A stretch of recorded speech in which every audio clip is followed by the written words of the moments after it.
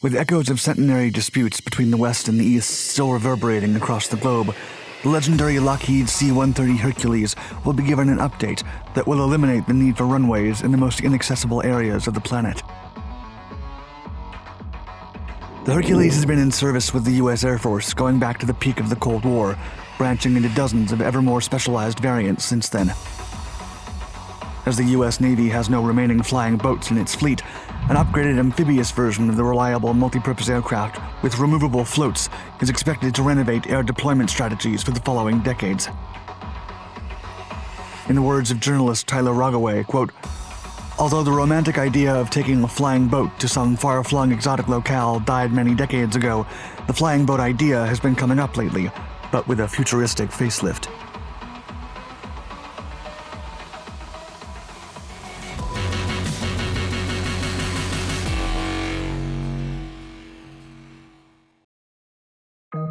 Heritage.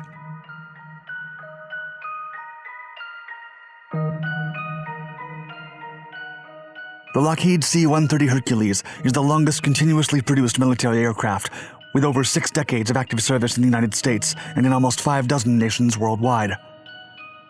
The 4-engine turboprop was originally designed as a troop, medevac, and cargo transport aircraft capable of taking off and landing in unprepared runways. However, its versatile airframe proved useful in several roles, from gunship, airborne assault, search and rescue, and scientific research support to weather reconnaissance, aerial refueling, maritime patrol, and aerial firefighting. The aircraft has also participated in numerous military, civilian, and humanitarian aid operations. As the main tactical airlifter for many military forces around the globe, the Hercules has evolved into more than 40 variants, and more are on the way. The newest version of the Hercules is the Lockheed Martin C-130J Super Hercules. The Special Operations Tanker and Mobility Aircraft flies low-visibility, low-level air refueling missions in support of helicopters and rotary-wing aircraft. Moreover, it specializes in covert day, night, and adverse weather infiltration, exfiltration, and resupply to airdrop or air land across hostile and denied territories, and it also carries out psychological warfare operations. The aircraft was initially called the Combat Shadow II, but it was eventually renamed. As Air Force Special Operations Command Lieutenant General Eric Fiel wrote, quote, "MC-130Js will be equipped to fly various missions and will be called Commando II. This name best reflects the multi-mission role of the aircraft and the units that will fly them." The name came with historical significance, and Fiel explained that it, quote, "embodies the broader lineage of Special Operations Force aircraft. It also honors the legacy of both the original Cold War Commando, the C-46, and the World War II-era C-47 it replaced."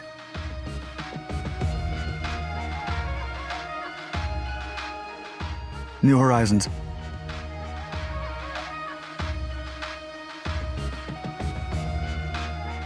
Fitted with wing-mounted external fuel tanks and drogue refueling pods, MC-130Js are capable of refueling H-860s and CV-22s and also receiving fuel while airborne.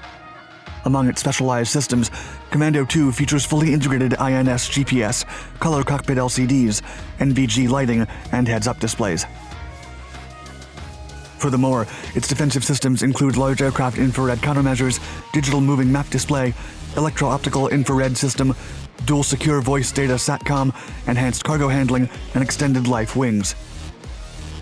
Additionally, MC-130Js execute secondary roles in aerial delivery of leaflets for PSYOPs and reverberating craft for littoral ingress and egress. Even though its crew is smaller than legacy models, it includes a combat systems officer and auxiliary flight deck stations for aerial refueling. Plus, loadmasters are responsible for usual flight engineer or communications functions. In 2021, funds were allocated to produce 4 airframes under a multi-year contract. These resources will secure the continuation of radio frequency countermeasure, or RFCM, for detecting, responding, and locating emerging threats. Moreover, airborne mission networking, or ABMN, will be included for shared air and ground pictures during complex operations. MC-130J was pulled out of the baseline C-130J Block 7 8.1 upgrade to fund specific requirements from Special Operations Forces and will be equipped with Link 16 and CSO stations separately. Upgrades include HF, VHF, and UHF SATCOM communications modernization, and USSCOM plans for a silent night terrain-following, terrain avoidance radar that will provide the aircraft with low-level, nighttime, and adverse weather penetrating capabilities, fully replacing the MC-130H. Additional modifications include improvements in defensive systems and lightweight armor to a variable speed drogue for multiple refuelings during a single sortie. With its 4 Rolls-Royce AE2100 D3 turboprops of 4,591 horsepower each, its 416 miles per hour, and range of 3,000 miles without refueling, the Commando II is considered the backbone of the AFSOC's fixed-wing force. And during the following years, it will reach corners of the globe that the original Hercules would not have even dreamed of.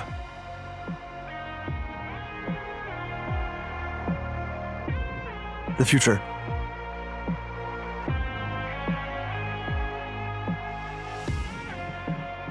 In May of 2021, AFSOC announced its intention to develop an amphibious version of the MC-130J during the Special Operations Forces Industry Conference.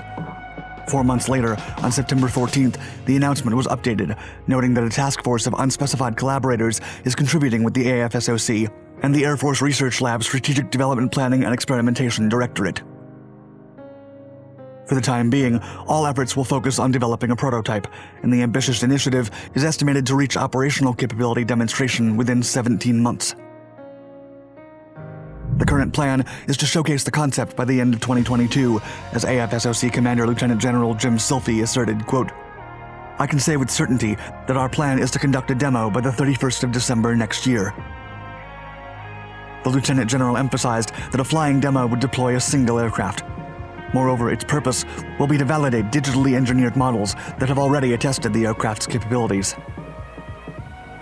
Its development, fondly referred to as MAC, or MC-130J Amphibious Capability, will deliver a variant capable of landing on water, which will support a wider variety of missions, while the Pentagon focuses on littoral regions. As seen in the model's rendered illustrations, the proposal is expected to showcase large removable floats that would provide the aircraft with the ability to land on bodies of water, as well as independent runway locations. Furthermore, the variant would curtail aircraft vulnerability, as it would avoid easily targetable locations. In other words, MAC will allow significant expansion to non-traditional takeoff and landing areas. AFSOC Science, Systems, Technology, and Innovation Deputy Division Chief Lieutenant Colonel Josh Trantham stated, quote, "This capability allows the Air Force to increase placement and access for infiltration, exfiltration, and personnel recovery, as well as providing enhanced logistical capabilities for future competition and conflict." Real world.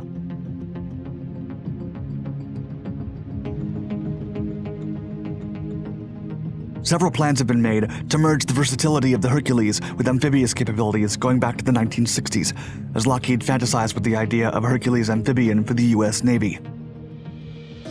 In an era in which the U.S. military has not a single seaplane in its fleet, jalopnik analyst Tyler Rogoway pondered, quote, "Although many of these modern fantastical flying boat concepts are laughable, a C-130 amphibian has clear practical uses without needing any expensive infrastructure improvements." What's more, David Allman of War on the Rocks pointed out that not only Japan, but also Russia and China operate their own seaplanes. And as tensions between the Asian superpower and the U.S. rise, the American military is aiming to spread its forces across the Pacific. Seeking to disperse its aircraft and airmen, the U.S. Air Force is rushing to upgrade its workhorse aircraft.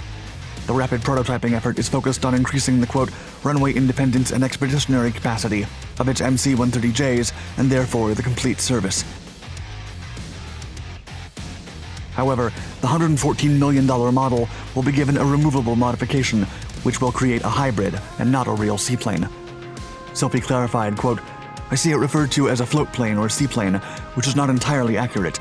It is strictly amphibious capability we're after. In other words, utilities and land on either land or water, and not be completely a maritime-only kind of platform."